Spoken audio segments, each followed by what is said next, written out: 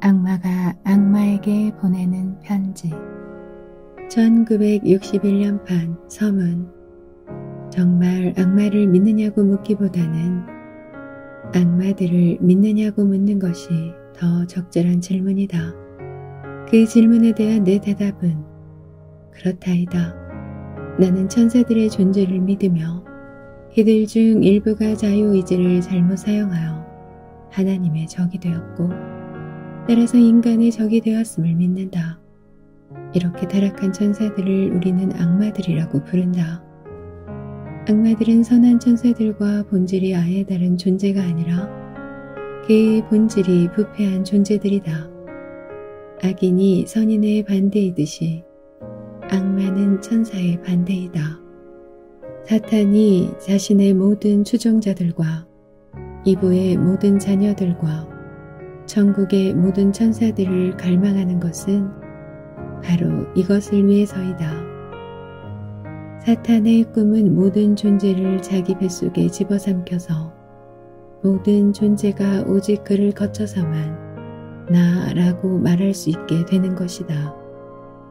이것은 인간을 도구에서 종으로 그리고 종에서 아들로 변화시킴으로써 마침내 해방된 인간이 완벽한 개성의 절정에서 얻게 되는 사랑으로 완전히 자유로운 상태에서 자신과 다시 결합하게 하시는 하나님의 측량할 길 없는 은혜에 대한 오만한 패러디요, 그 나름대로의 모방이다. 그러나 그림의 동화에 나오는 다만 꿈이었네라는 말처럼 이것은 모두 신화요 상징일 뿐이다.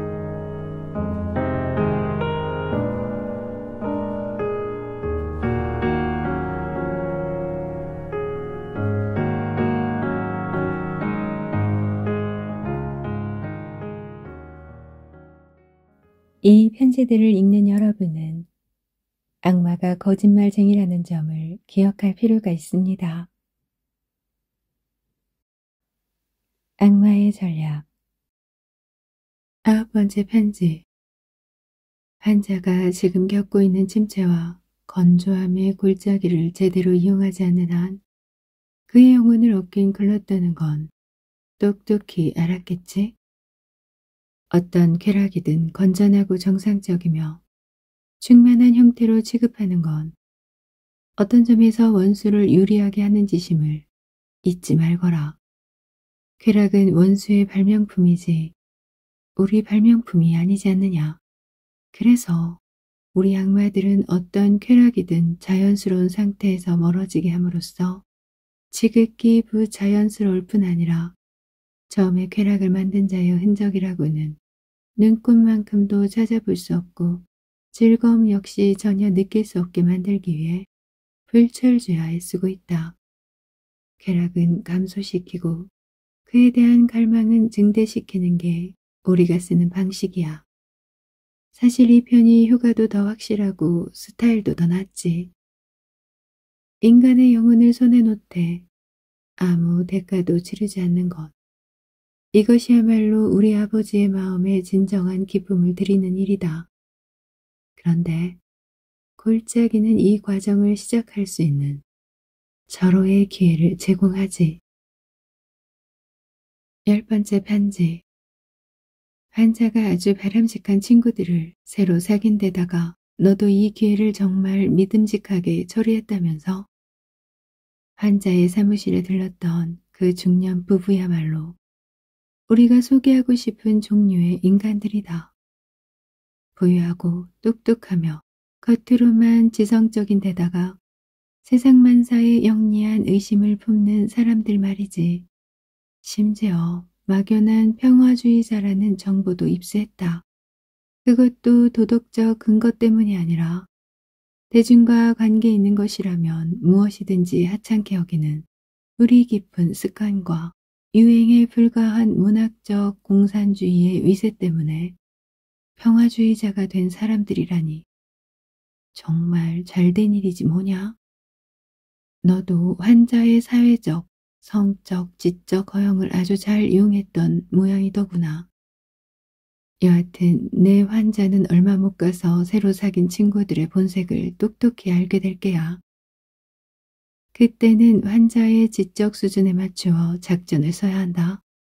환자가 충분히 쓸만한 얼간이라면 친구들이 곁에 없을 때에만 그들의 본질을 깨닫게 하고 함께 있을 때에는 모든 비판력을 싹 실종시킬 수 있지. 이 작전만 성공하면 환자가 꽤 오랫동안 이중적인 생활을 하며 살도록 유인할 수 있다. 나는 이렇게 사는 인간들을 많이 보아왔지. 환자는 어떤 규제권에 속한 사람들을 만나느냐에 따라 매번 다른 사람처럼 행동하게 될 게야. 이건 단지 다른 사람처럼 보이는 데서 그치는 일이 아니다. 그는 정말로 매번 다른 사람이 되는 거라고. 11번째 편지. 환자의 새 친구들이 자기네 패거리를 죄다 소개시켜 주었다니 정말 기쁜 일이 아닐 수 없다. 나는 인간들이 웃음을 터뜨리는 이유를 기쁨, 재미, 적절한 농담, 경박함으로 분류하고 있다. 영국인들에게 유머는 매사에 위안을 주고 매사에 변명이 되어주는 삶의 은총이란다. 인간을 지옥으로 떨어뜨리려고 할 때 매사를 농담으로 처리할 수만 있다면 동료들에게 비난은커녕 경탄까지 받아가며 내가 원하는 것들을 할 수 있다는 깨달음이야말로 수천 마디 음담패설이나 신성 모독보다 훨씬 더 쓸모있는 게야. 혹시 환자의 마음속에 내가 좀 지나친 게 아닐까? 라는 생각이 고개를 들거든. 웬 청교도적이고 유머 감각이 부족한 생각이냐고 받아치거라. 하지만 뭐니 해도 최고로 좋은 건 경박함이야. 경박함은 다른 웃음의 군원들과 달리 위험 요소가 전혀 없지. 기쁨과 한참 떨어져 있는 데다가 지성의 날을 벼리는 대신 무디게 만들며 그렇다고 함께 웃는 사람들 사이에 애정을 만들어주는 것도 아니거든. 12번째 편지. 우리가 진로를 틀어놓은 덕분에 환자는 이미 원수의 궤도에서 이탈하고 있는 중이다. 하지만 환자 자신은 진로 변경에 영향을 끼친 모든 선택들이 얼마든지 취소 가능한 사소한 것들이라고 믿게 해야 한다. 속도가 느리긴 하지만 여하튼 자신이 지금 태양으로부터 등을 돌려 차갑고 어두운 공간의 끝으로 가고 있다는 생각을 절대 허용해서는 안 돼. 중요한 것은 네가 환자를 원수에게서 얼마나 멀리 떼어놓느냐 하는 것 한 가지뿐이야. 아무리 사소한 죄라도 그것이 쌓여 인간을 빛으로부터 아무것도 아닌 것으로 조금씩 끌어올릴 수 있으면 그만이야. 만약 도박으로 그런 효과만 낼 수 있다면 살인을 유도하는 것보다 못할 게 없다. 사실 가장 안전한 지옥행길은 한 걸음 한 걸음 가게 되어 있다. 그것은 병사도 완만하고 걷기도 쉬운 데다가 갈래길도 이정표도 표지판도 없는 길이지. 13번째 편지. 머리꼬리 다 떼고 나면 결국 환자를 놓쳤다는 말 아니냐? 환자가 죄를 회개하고 저쪽에서 은혜라고 부르는 걸 회복한 규모가 정말 내 말대로라면 이건 1급에 해당하는 참패야. 제2의 회심이나 마찬가지라고. 그것도 아마 첫 번째 회심보다 더 깊은 차원의 회심이었을걸. 환자가 오래된 물레방앗간에 산책 갔다 오는 길에 공격을 했더니 꼭 숨을 틀어막는 듯한 구름이 나타나 널 막았다고? 그건 이미 잘 알려진 현상이라는 사실을 알았어야지. 구름은 원수가 사용하는 가장 무지막지한 무기로서 보통은 원수가 아직 완전히 밝혀지지 않은 형태로 환자들에게 직접 임재할 때 나타나는 현상이다. 그 구름에 영혼이 둘러싸여 있는 바람에 우리가 도저히 접근할 수 없는 인간들도 있지.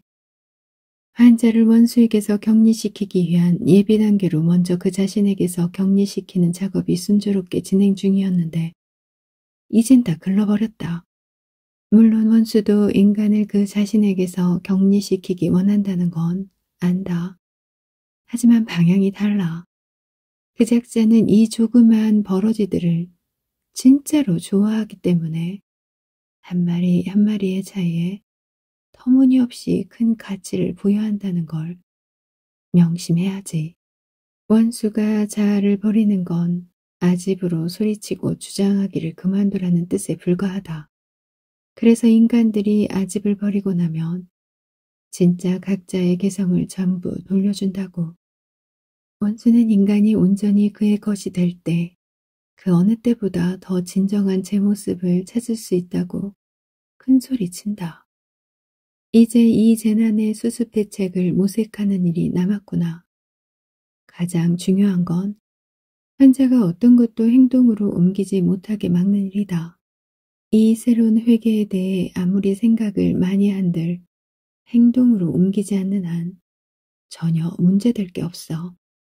그 하찮은 짐승이 자기 머릿속에서만 뒹굴게 하거라. 여하튼 행동으로 옮기는 것만 아니라면 무슨 짓이라도 하게 두거라. 상상과 감정이 아무리 경건해도 의지와 연결되지 않는 한 괴로울 게 없다. 느끼기만 하고 행동하지 않는 경우가 많아질수록 점점 더 행동할 수 없게 될 뿐 아니라 결국에는 느낄 수도 없게 되지. 14번째 편지. 지금 해야 할 일은 딱 하나야. 내 환자는 겸손해졌다. 미덕이란 인간 스스로 그것을 가졌다고 의식하는 순간에 위력이 떨어지는 법인데 겸손의 경우에는 특히 더 그렇지. 원수는 겸손을 당해서 인간이 자신에게서 눈을 돌려 원수와 이웃을 향하게 되길 바라지. 자괴감이나 자기 혐오의 감정들도 길게 보면 결국 이 한 가지 목적을 위해 고안된 것들이야. 그러니 그 목적이 달성되지 않는 한 우리에게는 해로울 게 없다. 그러니 너는 환자가 겸손의 진정한 목적을 보지 못하게 해야 한다. 겸손이란 자기 자신을 아예 잊어버리는 게 아니라 자신의 능력과 성격에 대해 특정한 형태의 의견을 갖는 거라고 생각하게 만들라고. 원수의 전략을 예측하려면 그의 목적이 뭘까 먼저 생각해 보아야 한다. 원수는 그리하여 인간 한 사람 한 사람이 모든 피조물은 하나같이 영광스럽고 뛰어난 존재임을 인정하게 되기를 바란다. 물론 인간의 동물적인 자기사랑이야. 그 작자도 하루빨리 없애고 싶어 하지. 하지만 원수는 새로운 종류의 자기사랑, 자기 자신을 비롯하여 모든 자아를 향한 사랑과 감사를 회복시키기 위해 장기 정책을 쓰고 있다. 이게 무서운 거지. 이웃을 정말 제 몸처럼 사랑하기를 배운 인간은 저 자신 또한 이웃처럼 사랑할 수 있게 된다. 15번째 편지. 유럽전쟁. 인간들이 뭣도 모르고 대전이라 부르는 소강 상태에 들어갔다는 건 나도 주목한 바이고 그에 따라 환자의 불안감 또한 소강 상태에 접어들었다는 것이 그리 놀랄 일은 아니다. 인간은 시간 속에서 살고 있지만 원수는 그들을 위해 영혼을 예비해 두었다. 그래서 인간의 주된 관심을 영원 그 자체와 이른바 현재라는 두 가지 시점 모두에게 집중시키려 들지. 따라서 우리의 임무는 인간을 영원과 현재로부터 떠나게 만드는 것이다. 미래는 미지의 것이 아니냐. 그러니 미래를 생각하게 만든다는 것은 곧 비현실적인 허상을 생각하게 만드는 것이나 다름없다. 한마디로 미래만큼 영혼과 닮지 않은 건 없어. 미래는 시간 가운데서도 가장 완벽하게 찰나적인 부분이지. 과거는 꽁꽁 얼어붙어 더 이상 흐를 수 없고 현재는 영혼의 빛으로 찬란하게 빛나고 있으니까 우리가 창조적 진화니 과학적 인본주의니 공산주의 같은 사상체계의 격려를 아끼지 않는 건 바로 이 때문이다. 이런 사상들은 인간의 애착을 미래에 그 찰나성의 핵심에 붙들어 놓지. 따라서 거의 모든 학은 미래에 뿌리를 두고 있다. 감사는 과거를 바라보고 사랑은 현재를 바라보지만 두려움과 탐욕과 정욕과 야망은 앞을 바라보지. 우리가 바라는 건 전 인류가 무지개를 잡으려고 끝없이 쫓아가느라 지금 이 순간에는 정직하지도 친절하지도 행복하지도 못하게 사는 것이며 인간들이 현재 제공되는 진정한 선물들을 미래의 재단에 몽땅 쌓아놓고 한갓 땔감으로 다 태워버리는 것이다. 그런데 반대로 환자가 무서운 일이 닥칠지 모른다는 것을 잘 알고 있으면서도 그것들을 이겨낼 미덕을 달라고 기도하고 있다면 그러면서 모든 의무와 모든 은혜와 모든 지식과 모든 쾌락의 유일한 거처인 현재에 몸담고 있다면 이건 아주 바람직하지 못한 현상이니 즉시 공격을 감행해야 한다. 16번째 편지. 환자가 자기 교회에 만족하지 못하면서도 충실하게 다니는 이유를 왜 보고하지 않았지? 교회 무관심해서가 아닌 이상 이건 몹시 불리한 일이라는 걸 알고는 있는 게냐? 교회 출석이라는 이 증세가 나아지지 않을 시에는 자선책으로 자기한테 맞는 교회를 찾아 주변을 헤매다니다가 결국은 교회 감별사 내지 감정사가 되게 해야 한다는 것쯤은 알고 있겠지? 환자를 교회 밖으로 끌어내지 못하겠으면 적어도 교회 안에 있는 분파에 열렬하게 매달리게 만들라고 충고한 적이 있었지. 이건 진짜로 교리 문제에 열내게 하라는 뜻이 아니야. 외려 그 점에 있어서는 태도가 미적지근할수록 좋지. 우리가 아기를 만들어낼 때 주로 의존하는 수단은 교리가 아니니까. 미사를 말하는 인간들과 성만찬을 말하는 인간들 사이에 증오심을 부추기는 재미는 정말 쏠쏠하단다. 그렇게 떠들어대다가도 막상 후커의 교리와 토마스 아퀴나스의 교리가 어떻게 다른지 말해보라고 하면 제 5분간도 논리정연한 설명을 못하거든. 17번째 편지. 지난번 편지에서 탐식을 인간의 영혼을 낚는 수단으로 탐탁치 않게 여겼던데 그건 오로지 네가 무식한 탓이다. 지금은 단지 먹는 양이 적다는 사실 때문에 눈치를 못 채고 있지. 하지만 인간의 위장과 입맛을 이용해서 까탈스럽고 참을성 없고 무자비하고 이기적으로 만들 수 있다면 양이야 얼마를 먹든 무슨 상관이냐. 환자는 바로 이 엄마의 아들이다. 다른 전선에서도 물론 최선을 다해 똑바로 일해야겠지만 탐식이라는 영역에 간간히 침투하는 것도 게을리하지는 말아라. 환자는 남자이다 보니 그저 내가 원하는 건 이라는 위장술에 걸려들 가능성이 별로 없다. 하지만 남자들의 경우에는 허영심의 도움을 받아 탐식가로 만드는 길이 있지. 처음엔 허영심으로 시작했다 해도 결국에는 습관으로 굳어지는 법이다. 어떻게 접근하든지 간에 중요한 점은 제가 좋아하는 어떤 것, 샴페인이든 홍차든 생선 요리든 담배든 아무거나 주어지지 않을 때 짜증을 부리게 해야 한다는 거야. 그러면 그의 자비도 정의도 순종도 모조리 내 손 안에 들어올 게다. 18번째 편지. 지옥의 전체 철학은 하나의 사물은 다른 사물과 별개라는, 특히 하나의 자아는 다른 자아와 별개라는 원칙을 인식하는 데 있다. 자아가 확장될 때도 마찬가지야. 짐승한테 흡수란 잡아먹는 것이고 우리한테 흡수란 강한 자아가 약한 자아의 의지와 자유를 빨아들이는 것이다. 존재한다는 것은 곧 경쟁한다는 뜻이야. 원수의 철학은 이렇게 명백한 진리를 계속해서 회피하려는 시도, 그 이상도 그 이하도 아니다. 그는 모순된 걸 목표로 삼고 있지. 그가 볼 때 만물은 여러 개인 동시에 어쨌든 하나라고.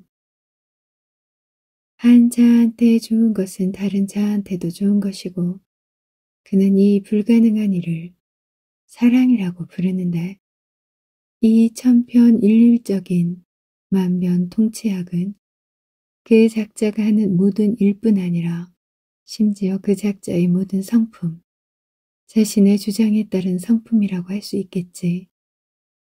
우리의 공작 덕분에 인간들은 사랑에 빠지는 것 이외의 동기로 결혼한다는 걸 그야말로 저열하고 냉소적인 행동으로 생각하게 되었다.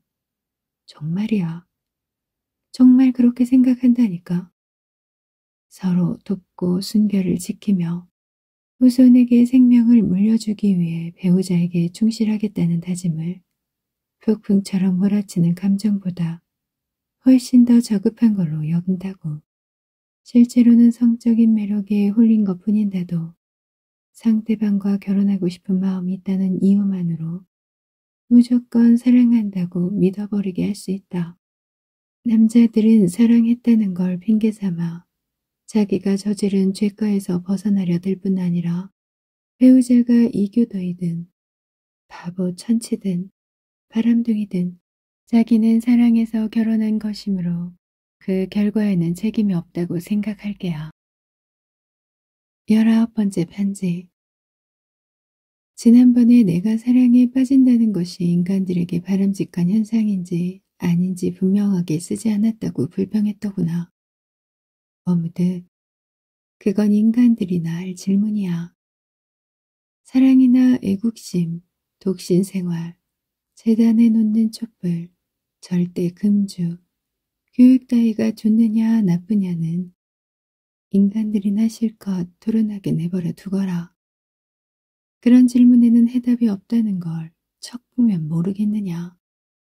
중요한 건 주어진 상황의 심리 경향이 특정한 순간에 특정한 환자를 원수에게로 더 가까이 몰고 가느냐, 우리에게로 더 가까이 몰고 오느냐 하는 것뿐이다. 결혼은 원수의 발명품이긴 하지만 정말 그런대로 쓸모가 있다니까. 환자를 설득해서 일단 결혼만 성사시키고 나면 그 후에 그의 생활을 극도로 어렵게 만들어줄 아가씨들이 주변에 몇 명 있을 게다. 20번째 편지. 환자가 사랑에 빠지는 게 그나마 최선의 방책인 것 같으니 막간을 이용해 일단 놈이 사랑에 빠지도록 부추길 만한 여자의 유형. 그러니까 육체적 유형에 대해 몇 가지 힌트를 주는 게 좋을 듯 하구나.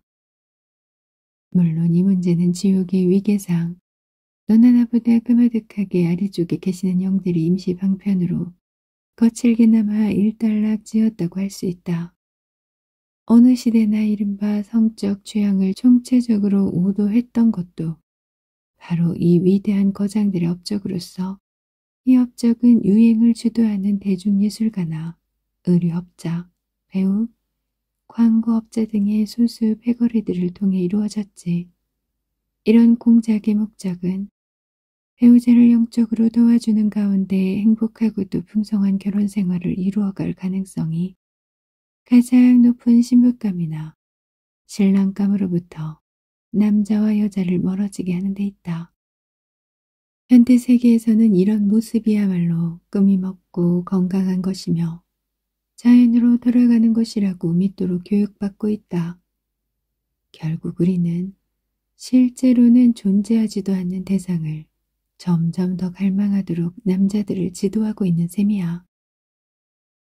관능에서 눈이 차지하는 역할을 점점 더 확장시키는 동시에 그 눈의 갈망이 성취될 가능성은 점점 더 축소시키는 거지.